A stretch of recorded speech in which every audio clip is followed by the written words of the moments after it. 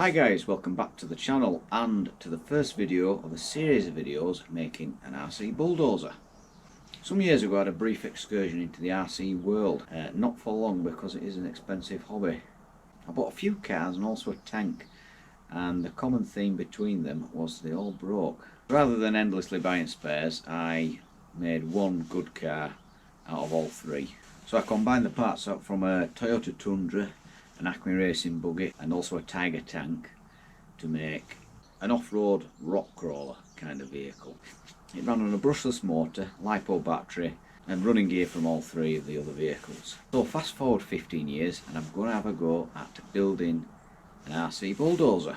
So let's get cracking with that. So I've got these two templates made up for the drive wheels. Well, they're the idlers and they're the drive sprockets there.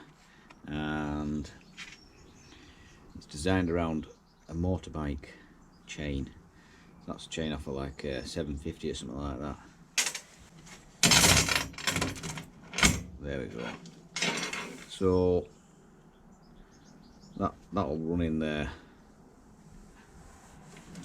and then just going to mark out 4 of them and 2 of them, and then it's the arduous task of cutting them out. I don't have any bottles, so I'm going to have to just use the pillar drill and drill a billion tiny little holes. Okay, that took some doing, guys, and I've got to do it 7 more times, so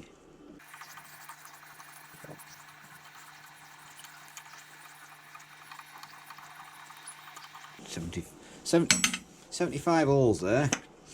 So if you're quick with maths, what's 7 75s?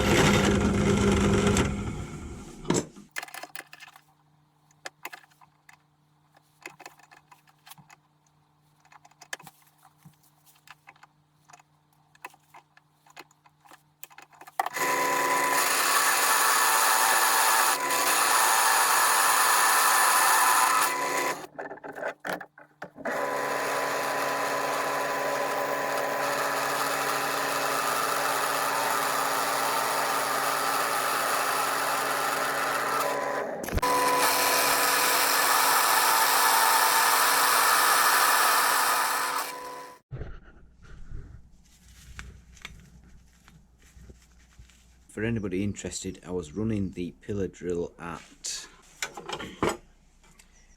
1320 RPM.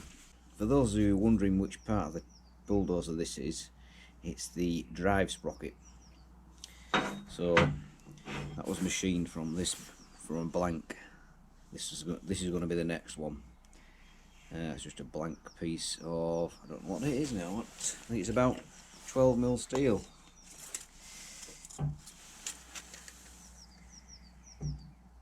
Yeah, 12mm steel. There was a lot of lathe work involved getting it down to that dimension before I even started with the teeth. So I didn't bother recording that. And I did get one tooth slightly wrong, and what it was, I forgot to factor in the thickness of the masking tape I'd used for marking up the holes for the teeth. And you see there,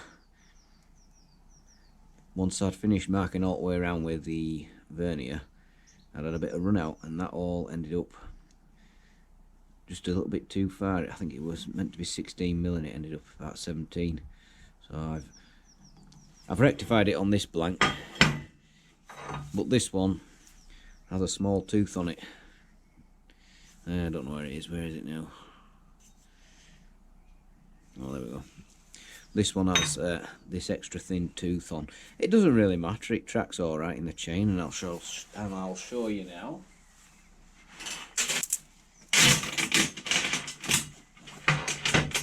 It's a little bit sticky, but it'll bed in. A little bit sticky in places.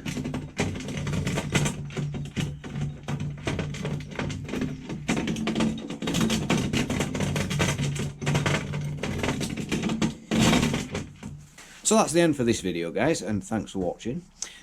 In the next video, we'll be on to the exciting part of making the chassis and Also the unique part of this particular dozer, which is each track pivots independently from each other, so they're not rigid to the frame.